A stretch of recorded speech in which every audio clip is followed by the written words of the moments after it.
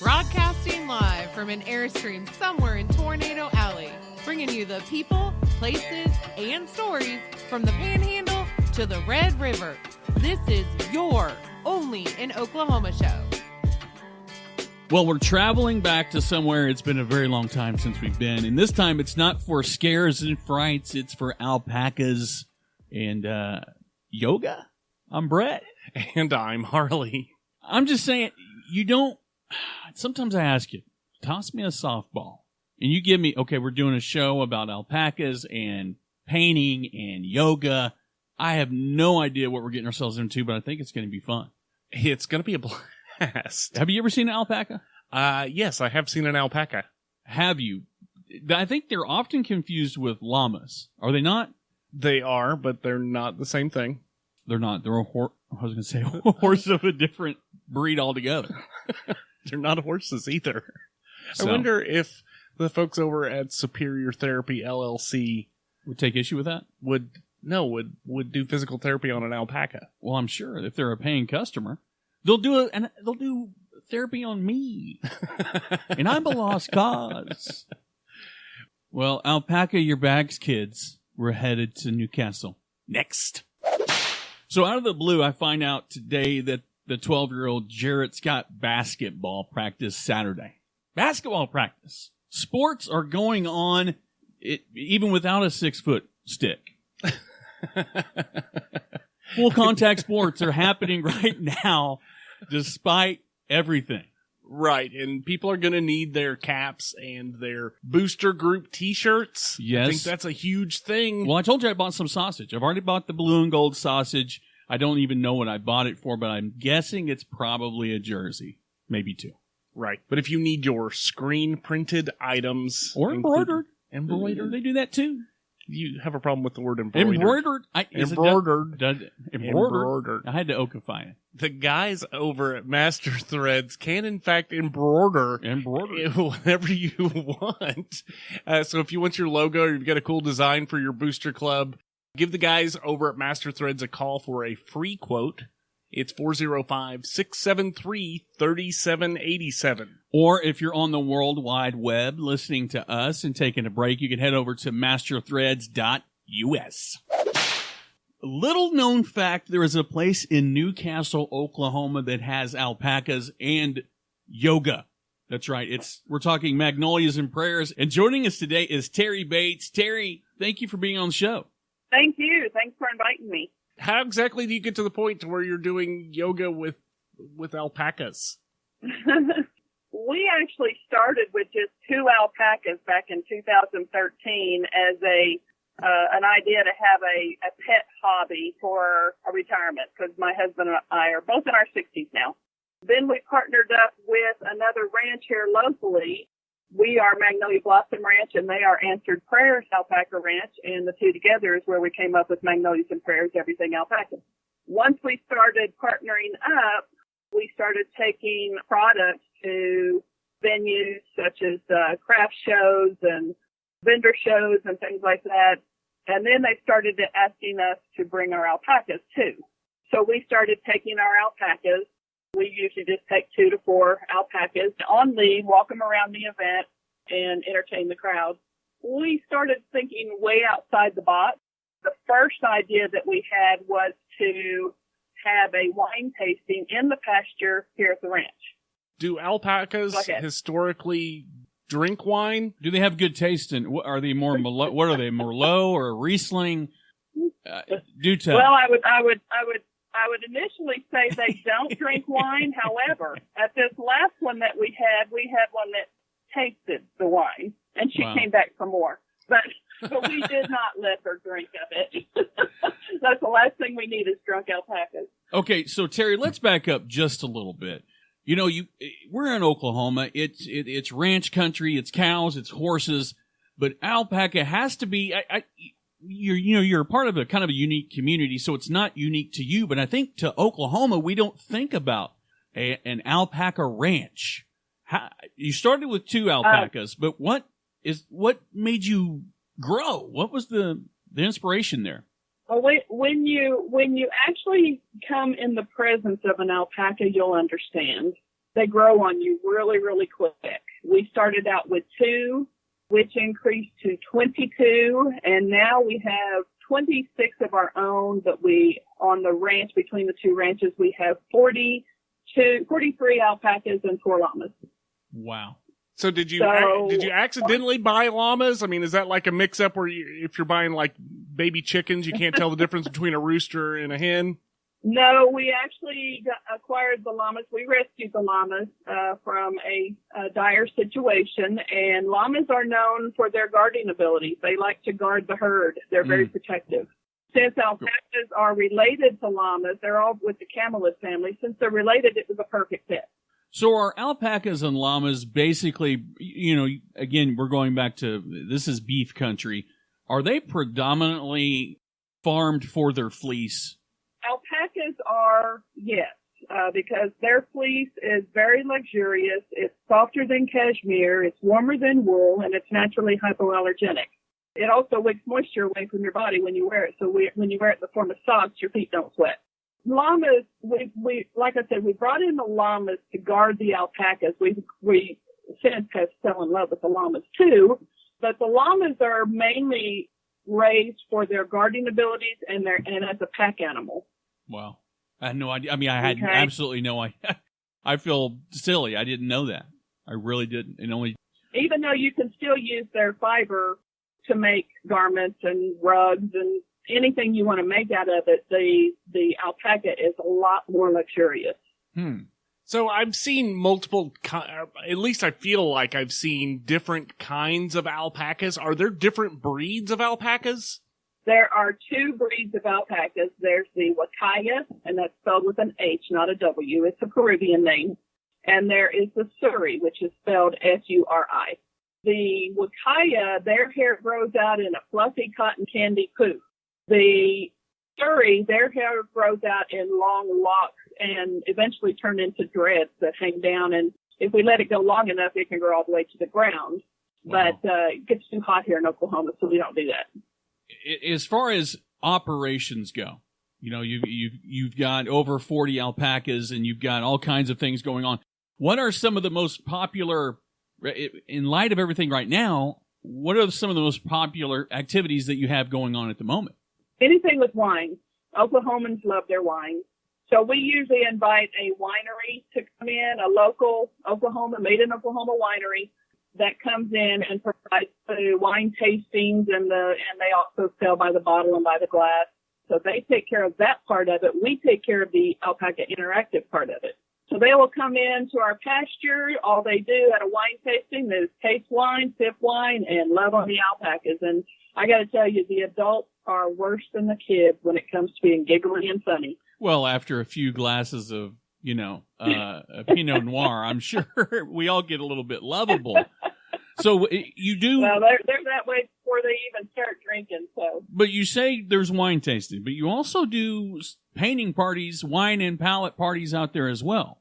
Yes, Wine and Palette out of Oklahoma City is one of our premier painting activity companies, if you will, in the state of Oklahoma. They have been here at least 24 times doing activities, and their painting is usually something depicting an alpaca. However, they also started doing what's called a dirty pour, and that's where they bring in a wooden alpaca cutout, and you mix up some acrylics, different colors, and you actually pour it onto the wood, and it becomes a very abstract, psychedelic design cool on the wood. So as far as other activities, do people just come out to hang out with the alpacas? I mean, do you have like tours of the facilities? Yes, we will do tours daily by appointment. We always ask people to call ahead and make an appointment simply because we are a working ranch, and so we do have our chores that we have to do. So we want to make sure that we actually do an appointment and set aside that time specifically for our guests. One of the things that I found when I was doing some research on alpacas, I found some information that said that alpacas, they have some sort of healing qualities. Is that something you're familiar with, or did I dig too deep on the internet? No, you haven't dug too deep. In fact, one of the things that we have just observed on our own is the exact properties you're talking about. For instance, our partner Gail Simersky, who is our fiber artist, she's with the Answered Prayers Alpaca Ranch. She does everything with the fiber. She knits and crochets and spins and felts the fiber and everything. She was knitting some lanyards, the lanyards that you hold your little ID tags on around your neck. Yeah.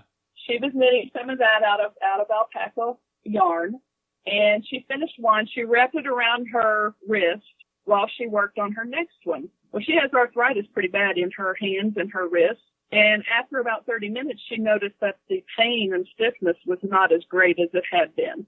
And she looked at it, so she took it off that wrist and put it on the other wrist and worked away. And then it started going down on the other wrist and was not as bad on the other wrist. So she says, I think we've got something here. So she called it my husband. And my husband is all into everything scientific. And in fact, he holds 2 patents in magnetic therapy. So he's an inventor, if you will. He researched it probably the same as you did and discovered that the hair in that fiber, each hair is like a straw. It's got a hollow middle. Okay, not every hair, but a lot of them are.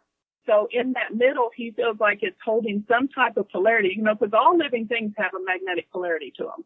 And he feels like it holds some type of magnetic polarity that is transferred to your body. And that's your theory on how it is soothing the body. Nothing has been clinically tried or anything like that. This is just things that we have observed, and we have sold these. In fact, Gail started making bracelets after that happened, and we have sold well over 100 bracelets. Wow. With that intent that it will help people, and not a single one has been returned to us. Well, I'll tell you what, I've got a grand idea. Let's see if it works. I don't know if we need to load them in a trailer, but maybe we can drive a herd of alpaca across the United States, and maybe they can dispel the coronavirus. Can we do? Wouldn't that be wonderful? Can we do that, for crying out loud? Instead of vaccines, let's just do the alpaca vaccine. I think you're onto something there. Well, they're very, I think I've seen a quote where you said that they're very serene. There's something about animal therapy of any kind. As a matter of fact, when I have a newborn who was in the hospital and they had a therapy dog that came around, yes, it was for the kids, but also the parents got to love on the dog. There's something, and being a pet owner of just a normal, everyday Chihuahua, nothing fancy, nothing Puerto Rican or wherever you said the alpacas were from. Peru. You said Peru. Okay, Peru, not Puerto Rico. We're leaving that. We're going to leave that in, by the way. There's something therapeutic, I think, about that connection to the animal, and I think that has to be a little bit as to why your herd has grown and why it's such a near and dear project to you, is because these animals bring such peace and joy to so many people. You hit the nail on the head right there. We love bringing people in, and when I talk about how people get giggly around them, even if they haven't had wine, well, I think that's part of the effect, is just being around them and having that aura, if you will. Yeah. That's kind of why we got into the alpaca yoga too. One of our attendees at one of our wine tasting is a yoga instructor. Her name is Dorothy Wright, and she does yoga all over the Oklahoma City area. She does a lot of yoga at the elderly communities and so forth. And she came up to me after that wine tasting. She said, "Have you ever thought of doing alpaca yoga?" And I said, No, I haven't. She said, "Well, you've heard of goat yoga, right?" And I said, "Well, yeah, I've heard of it, but I've never thought about it with alpacas." She says, "I think it would be wonderful because their presence is so soothing." And sure enough, we got out there and people have come in and done the yoga around them, and it's just so peaceful. And that's where I get my comment about the serenity is, right. It's just so peaceful, and people just really love being around them. We love being around them. I hate it that I have to sit in here on the computer all day and do the marketing and bookkeeping. Right. Well, it's a dirty job. Somebody's got to do it. So kind of going back to the yoga thing, we know of the goat yoga. We know that the goat climbs on you like a mountain goat, basically. Alpacas are a little bigger. Are we just kind of silently observing them as we do our panting dog and what is it, the lotus position? Yeah. Is that what? I know a little bit about yoga. Down. Yeah, I know a little bit about yoga. Yeah, it's just observing and feeding and petting. Because people can hide. Because alpacas love carrots. Our alpacas do anyway. Not all alpacas, but ours do. So we give everybody a bag of carrots, and we give them a bag of feed, and they hide that under their yoga mat.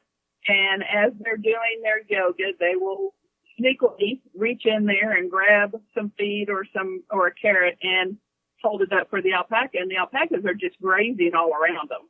So they'll come over. They love those carrots, and so they'll come over, and then they get real snoopy and real greedy, and then they get in there and get right in your business.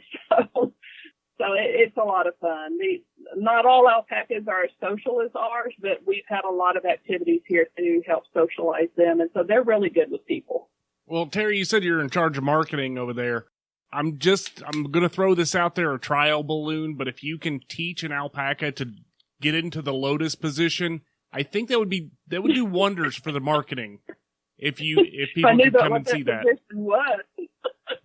If I knew what that position was, I know nothing about yoga, but that's why we bring Dorothy in. Right.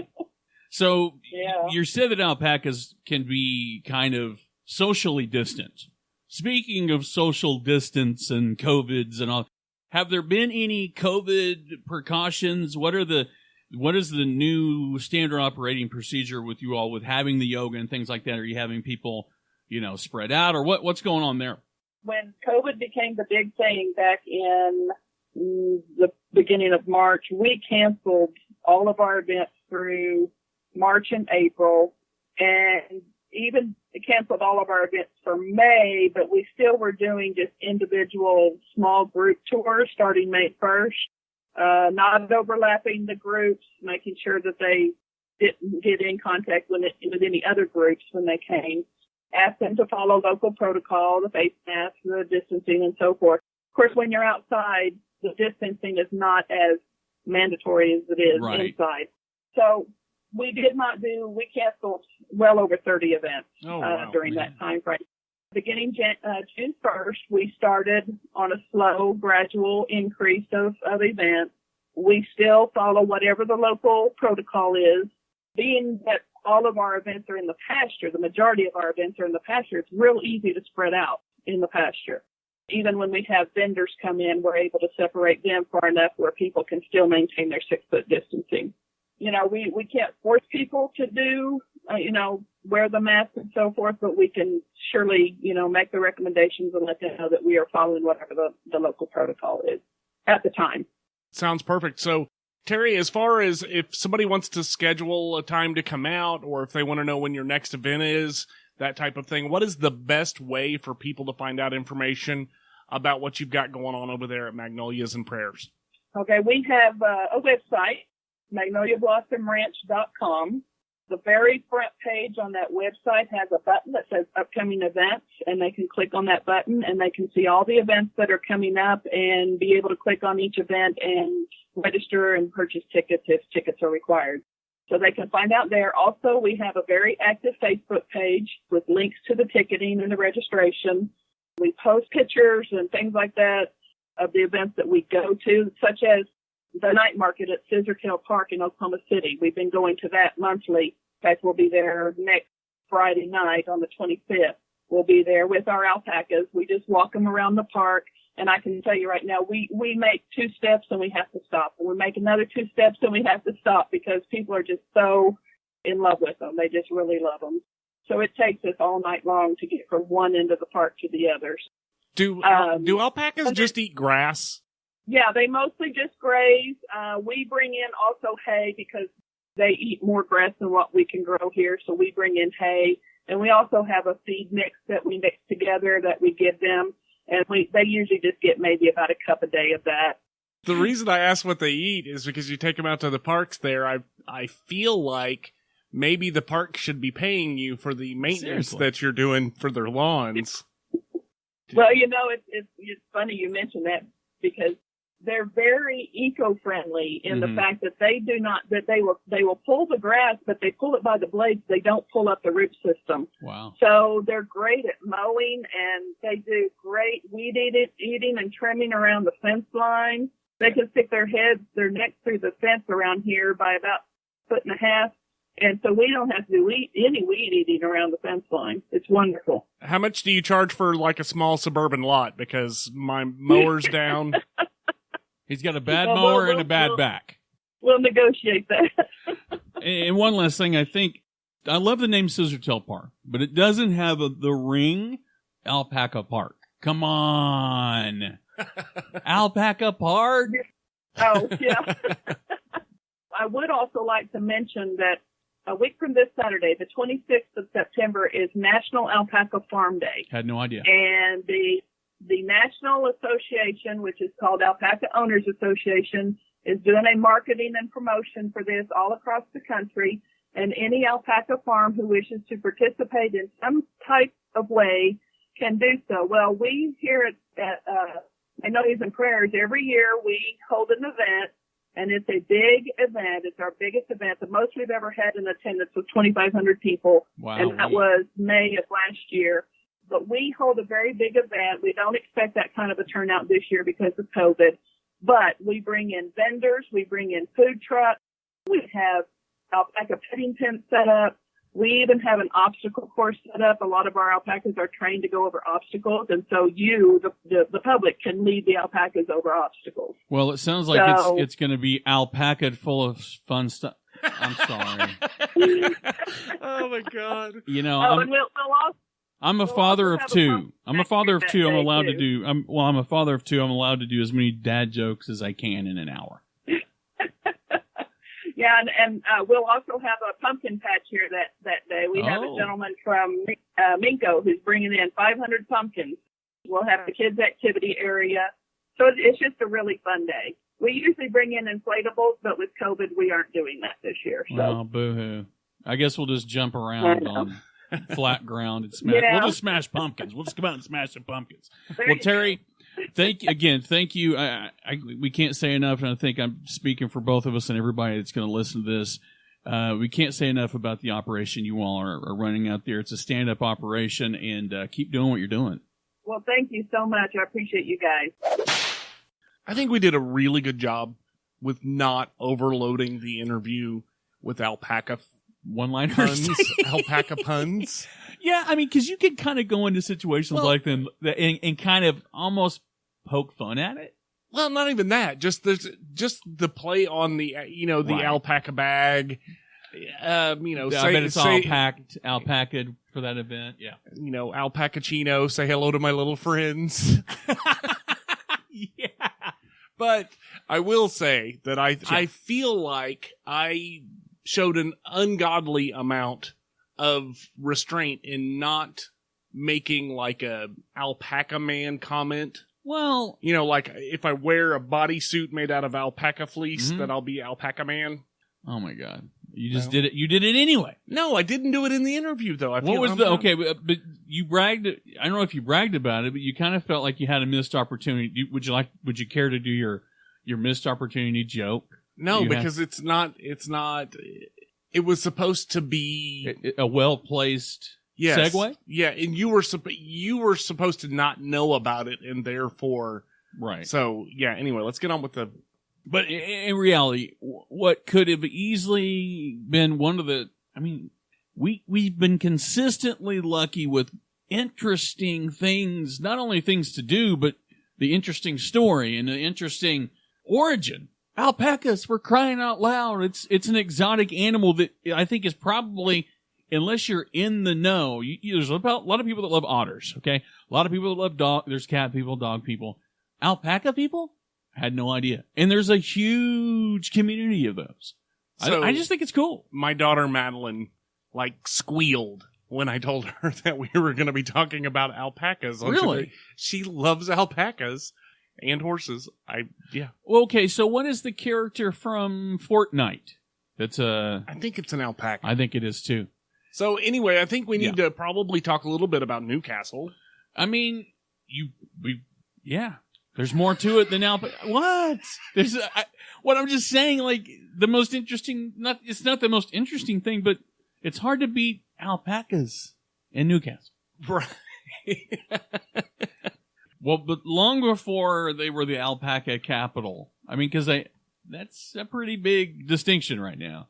there's a lot of history there as well. There is. The city of Newcastle started as a settlement along the Ozark Trail, which I had no idea, which is now U.S. Highway 62. Okay, so here's the extent of my Ozark Trail knowledge.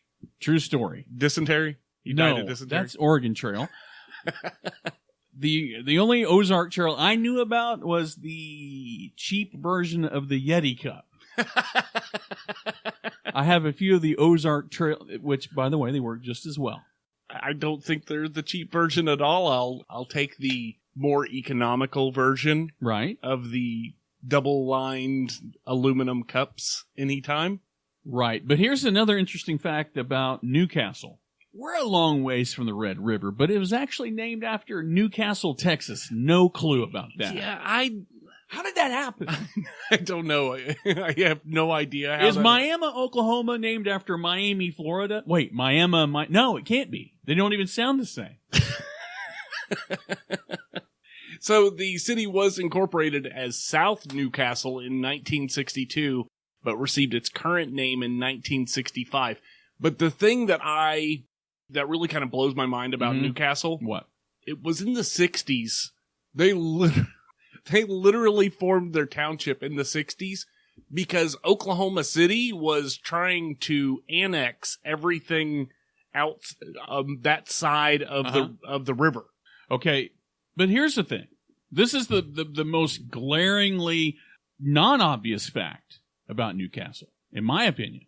Okay, you've done the travel from OKC to Newcastle to Chickasha many a time over many a moon over the last 2 decades. Mm-hmm. Originally, in order to get to Oklahoma City, when you think about where Newcastle is, you can literally stand on an overpass and see Oklahoma City. You had to drive through Norman. Norman. Now, a story about that. My mom, one time, I had car trouble. I lived in Norman. She drove I think she drove the original way back to Oklahoma City. But you had to drive through Norman. You couldn't take the Ozark Trail. A lot of stuff to do in Newcastle, for sure. There's a lot of history there. And it's centrally located. Yeah. And if you're going to be in the area, they've got a lot of events happening over there at Magnolias and Prayers. So absolutely. I think it sounds like fun, and I think we're going to be partaking in an event this coming weekend. But I'll tell you what. If you're not into alpacas, but you're into podcasts, sorry, that was bad. That was bad, and we're leaving it in because it was just that. I've been trying. How many ways? There's more than one way to skin an alpaca, but we're not skinning them. I'm trying to shave time off here. So if you're looking for something to do that's not alpaca related, but it's Oklahoma related, we're still your mom's favorite podcast and your grandma. And subscribe to the show. Now, I think there may be some confusion on this. I heard somebody actually say the words subscribing costs money like Netflix, right? No. Well, there's a lot of people that are jumping ship from Netflix or looking for things. Right, but we've said, subscribe to our show a million times, and I had no idea that there was anybody out there that thought that it costs money to subscribe. It does not cost money. It's just a button on your phone. Alpacas all over the world. They're Alpaca the world. Alpaca the world. That one didn't work. It did not work, but this has been the OnlyinOKShow. I'm Brett. And I'm Harley, and we're out of here. Peace.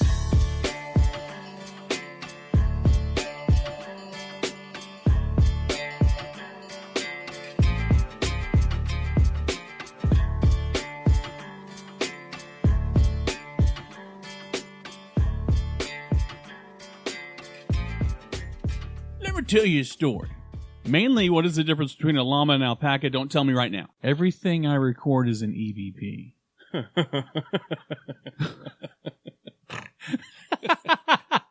You got a legitimate snort out of me on that one. Well, I divorced 2 blood-sucking parasites, so I don't know what their problem is.